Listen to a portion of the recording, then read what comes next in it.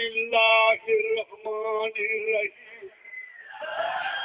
আপনারা শুনে খুশি হবে, মাননীয় প্রধানমন্ত্রীর উদ্যোগ, ঘরে ঘরে বিদ্যুৎ যথার সময় আমরা পৌঁছে দিয়েছি।